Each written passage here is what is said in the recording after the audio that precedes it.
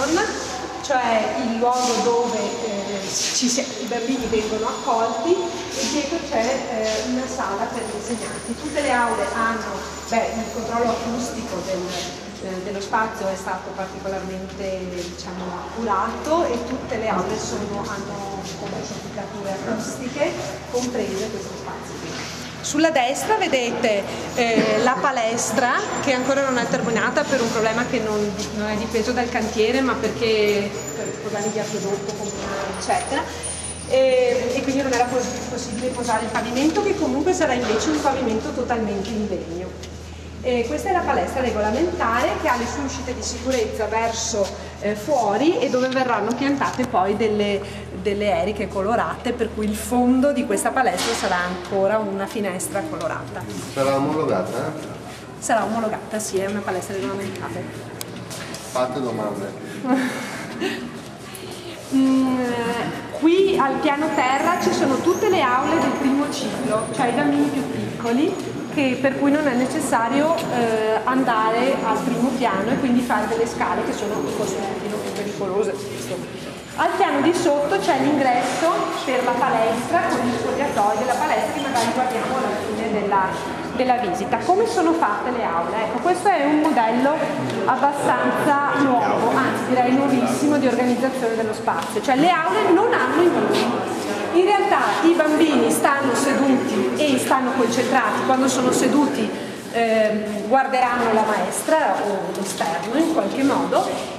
Quando invece l'aula non svolge didattica, è comunque uno spazio che permette alla luce di essere attraversata. Questo garantisce due cose: uno, che questo spazio di corridoio, che vedete è abbastanza dilatato, permetterà ai bambini di fare la ricreazione non sia uno spazio chiuso, cioè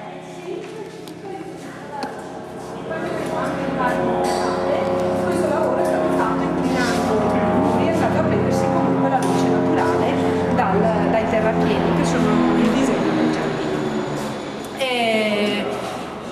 Al di fuori questa parte è una parte fissa dove i bambini possono attendere i loro cappotti, mentre le panche sono mobili, servono ai bambini per appoggiare le loro cartelle alla mattina, però possono anche essere staccati e possono essere creati delle possibilità per fare lezione in questo spazio, possono essere portate nella corte col tappeto morbido fuori e quindi essere fatta lezione all'aperto, e quindi diciamo sta alle insegnanti la capacità di inventare nuove possibilità di fare didattica. E appunto questa è un'altra innovazione nella costruzione dello spazio, cioè l'aula non è un sistema rigido, ma è un sistema assolutamente flessibile che permette di fare lezione dentro in questi spazi comuni, quindi anche unire due aule insieme, per esempio, poter costruire un modulo di uso verticale, cioè fare dei giardini si confrontano sullo stesso segno, quindi inventare diversi modi di fare. Tutte le aule hanno anche uno spazio pavimentato prima del giardino all'aperto, che è uno spazio pavimentato di legno dove ancora si può fare didattica, quindi la possibilità è veramente ricchissima, diciamo. Cos'è che non ho pensato? Di questa scuola cos'è che non ha pensato? Perché ha pensato a tutto a questo punto. Un buon professionista, sicuramente si c'è una porta che si esce da qui, scusi. Assolutamente, ogni classe ha il rapporto tra lo spazio dell'aula e l'uscita direttamente verso l'esterno. Quindi per fare lezione possono accedere direttamente. Assolutamente. O di qua, oppure possono anche fare lezioni in questo spazio. Quello esterno invece è un giardino normale, diciamo? Sì, è un giardino per correre con l'erba, diciamo.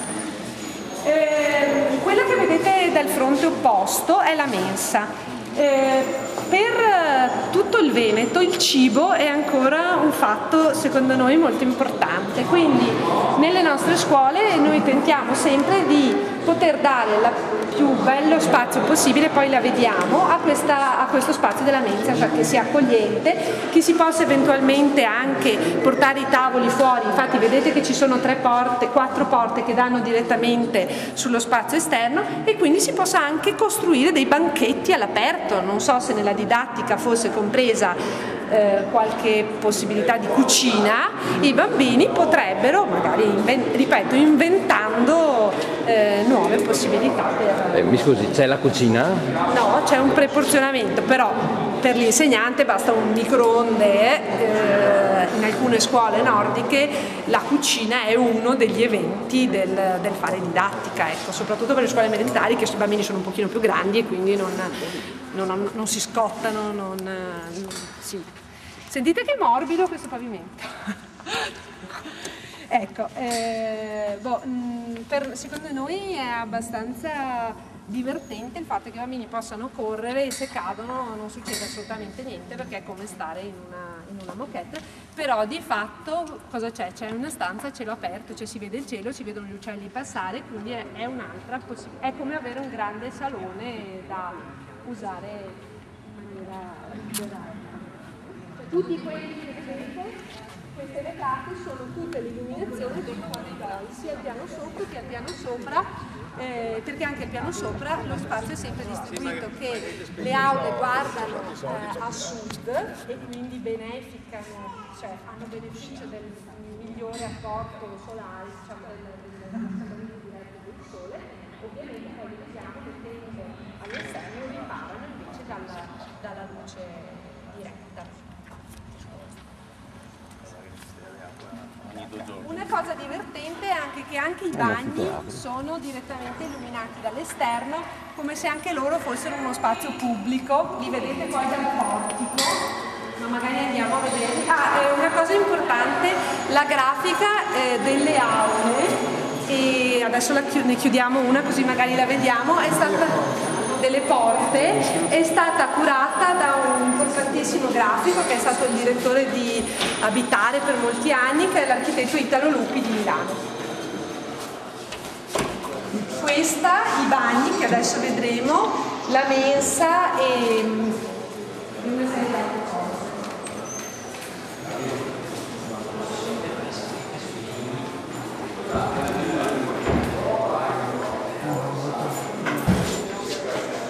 I bambini e le bambine, quindi con questi grandi simboli, e poi io vi consiglio di andarvi a fare un giro perché sarà veramente bello lavarsi le mani con la luce naturale guardando il giardino.